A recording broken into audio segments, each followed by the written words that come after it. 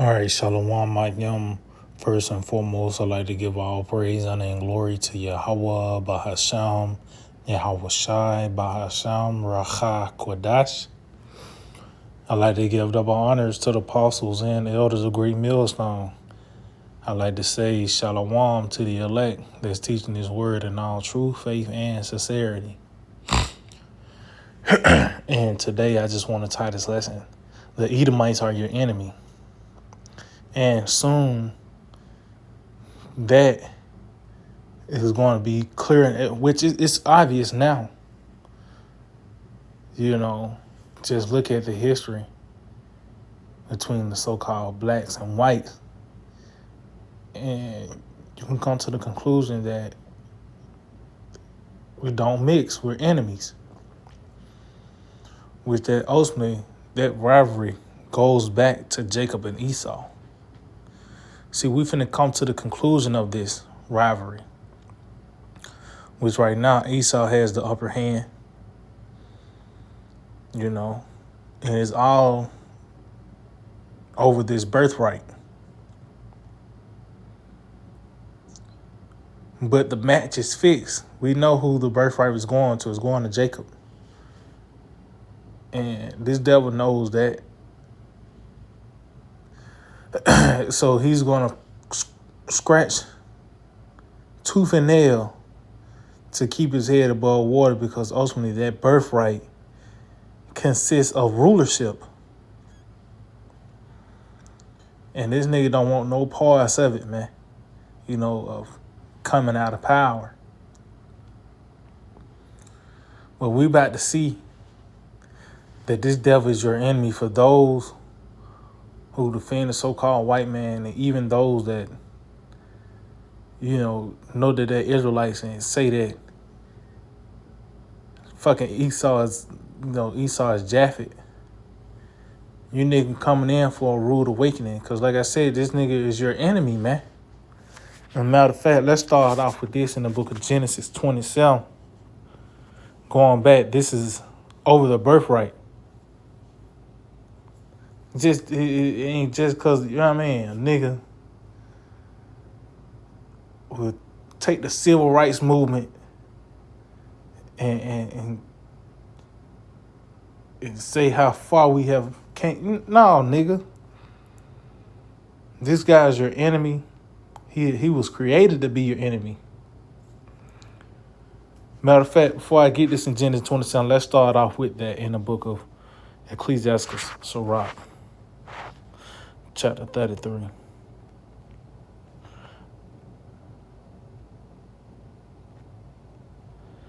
Bear with me.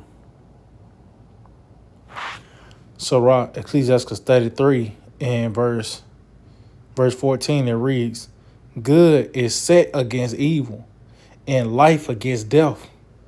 So is the godly against the sinner, and the sinner against the godly." So this is what you're saying. The Lord made up, he made down, he made left, he made right. He made good, he made evil. And that's even on display through nations. You have the wicked, which are the Edomites. Then you have the righteous, which are the Israelites. But it said good is set against evil. The godly is against the sinner against the godly. That's the work of the Lord. It says, so look upon all the works of the Most High, and there are two and two, one against another. See? So we were created, we have your evil twin, as as they say, your evil twin. That polar opposite. You got Jacob and you got Esau. You can look at it today. You got one people that's talentless and flavorless, and those that are, and that's just one of the simple scratching the surface comparison. But on all levels, total opposite. It said two nations are in our own, two manner of people, man.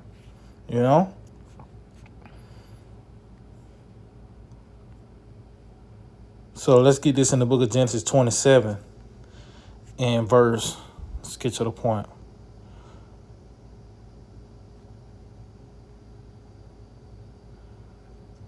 Matter of fact, I started 41. It says, and Esau hated Jacob because of the blessing wherewith his father blessed him. And that blessing is concerning rulership. Just to sum it up, having dominion. That's what the blessing consists of. It says, and Esau said in his heart, the days of mourning for my father are at hand. Then will I slay my brother Jacob. See, this is the conclusion he came to. This is how he came up. This is what he came up with his mind to fix it. To kill Jacob. See, that play, he been running that play since the beginning, man. Even with the nigga was Cain. And that's why he was blessed with the sword. It's in him, you know. That's why he came to this conclusion. It says, in the words of Esau, her elder son were told to Rebekah, and she sent and called Jacob her younger son, and said unto him, behold, thy brother Esau, as touching thee, doth comfort himself, purposing to kill thee. See? So this devil, this is the only way he's going to be comforted. Because as you can see now, he's not comforted. And one example, you can just look at Trump. You know, shit's being stirred up.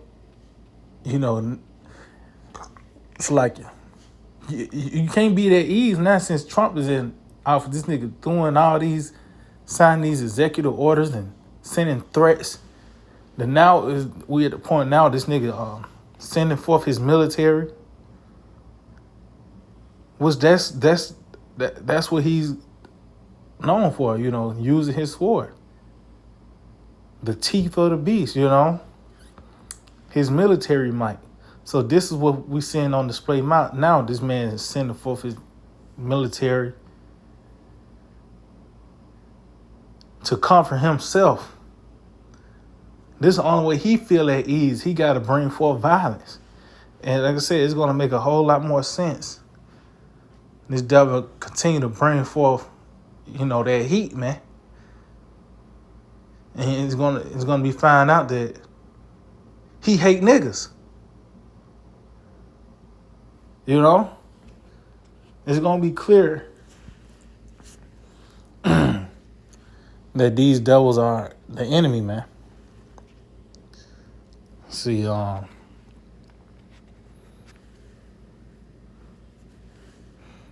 that? Bear with me. I think that's Isaiah 59. Bear with me, Salakia. Isaiah chapter 59 and 19, it reads, so shall they fear the name of the Lord from the west, and his glory from the rising of the sun. When the enemy shall come in like a flood, the Spirit of the Lord shall lift up a standard against him. And that's how bad it's going to get. You know, it's going to have to take divine intervention.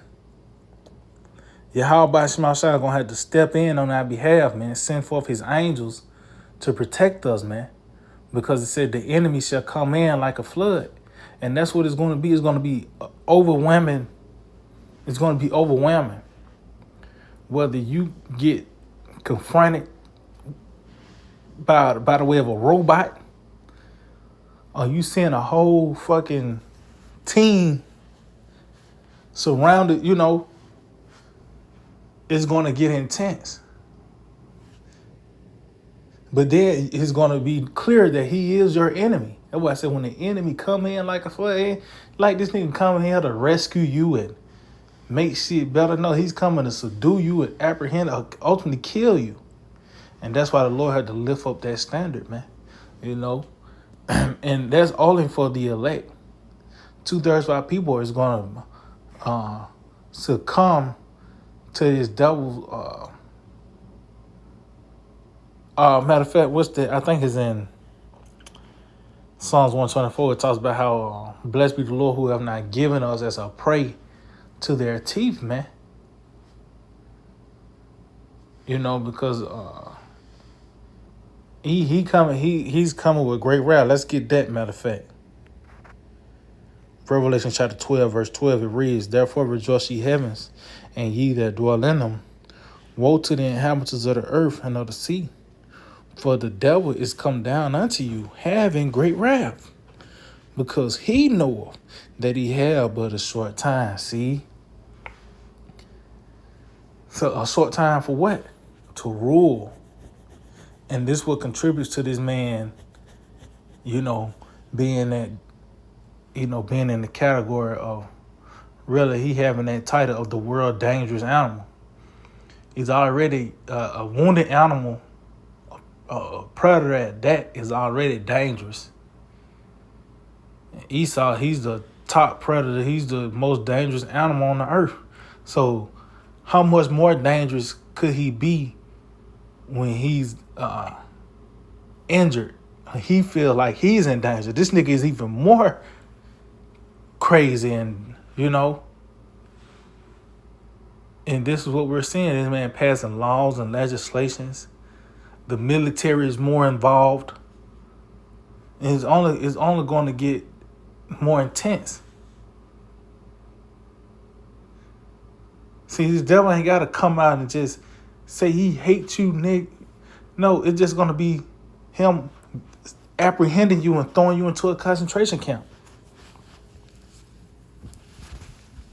Or just having the nigga getting orders, just lay the whole projects down.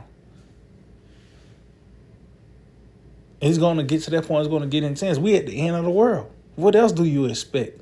And that end of the world is concerning the end of an age, the end of a time period, rulership, the end of Esau. And this was going to contribute to this man and his rage. And it's going to be on display on Israel. Why I said he hated Jacob because of that blessing. See, when this nigga go out of power, it's not, the Russians are not up next, or the Chinese, or however they want to put it. No, it's going to the Israelites. And this nigga understand that. He understand the results of that. How he's going to fall under our feet.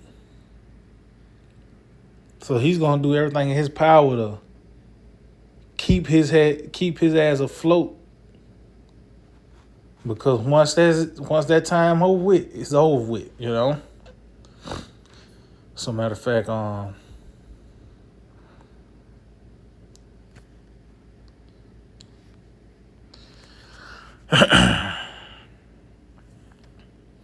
let's end off on this. What's that? Psalms.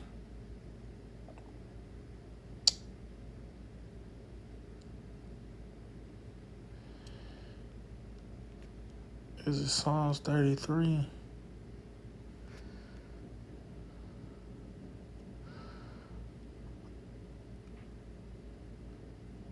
Oh, man. Let me see. Bear with me.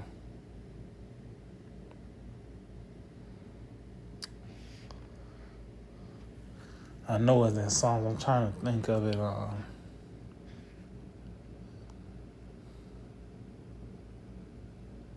It's 37. Let's see.